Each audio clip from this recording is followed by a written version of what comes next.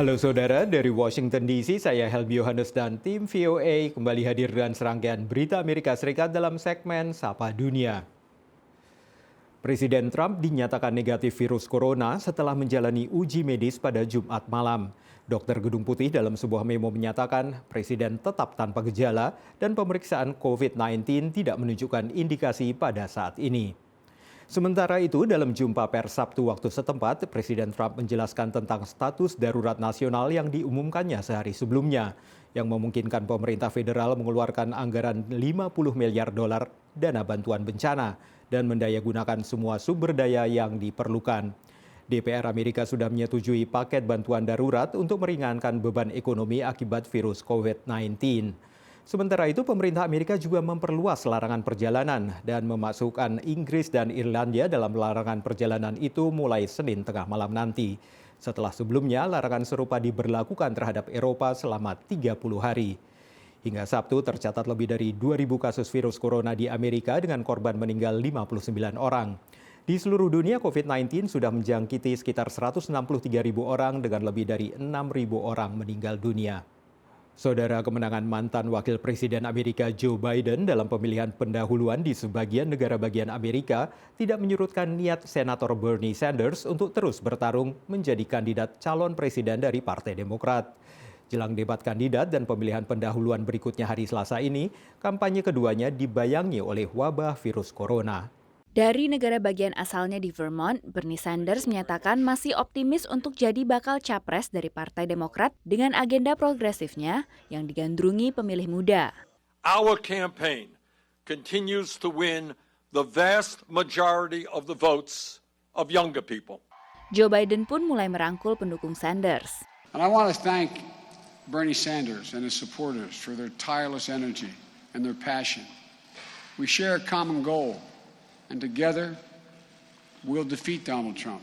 Dukungan besar bagi Biden yang terus berdatangan termasuk dari pemilih Amerika keturunan Afrika membuat makin banyak pemilih dari Partai Demokrat yang yakin Biden adalah kandidat yang paling tepat untuk mengalahkan Presiden Trump pada Pilpres November mendatang. I think he has the best chance of uniting Democrats and moderate Republicans and independents in getting Donald Trump out of office. Dengan kesuksesannya di Michigan dan pemilihan pendahuluan lainnya, pengamat menilai Joe Biden mungkin akan bisa menang telak sebelum konvensi Partai Demokrat di bulan Juli. So Joe Biden seems to have the momentum now, and I think Bernie Sanders is going to stay in for a while and try to collect some delegates and try to change the party in the direction he thinks it should be changed in. At this point, we just don't know.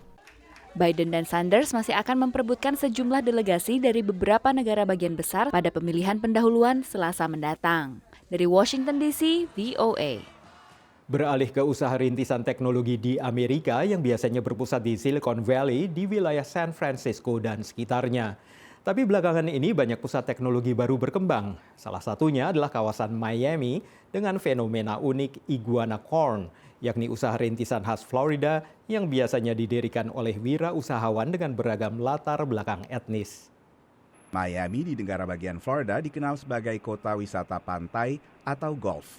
Tapi belakangan kota ini menjadi salah satu pusat perusahaan rintisan teknologi dengan adanya fenomena baru iguana corn, penggabungan iguana yang banyak ditemui di Florida dan unicorn, kuda bertanduk negeri dongeng yang juga merupakan istilah bagi usaha rintisan teknologi di Silicon Valley yang bernilai $1 miliar lebih. The iguanacorns are those founders that come from very diverse backgrounds from very different cities around the world. The Venture City didirikan 2 tahun lalu untuk menjembatani wirausahawan Amerika Latin dan Eropa dengan Silicon Valley.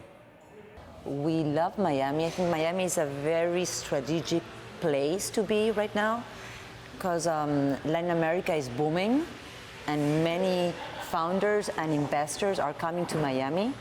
Miami is a safe haven in a way because it's a place where you are able to enjoy and build that American dream but still have that Latin flavor. Menurut laporan tahunan Global Startup Ecosystem, Miami adalah salah satu dari 10 kota yang belakangan menjadi pusat startup teknologi terbesar di Amerika Serikat. Lokasinya di Amerika Serikat bagian tenggara membuatnya mudah mengakses pasar-pasar utama di pantai timur, Amerika Latin dan Eropa.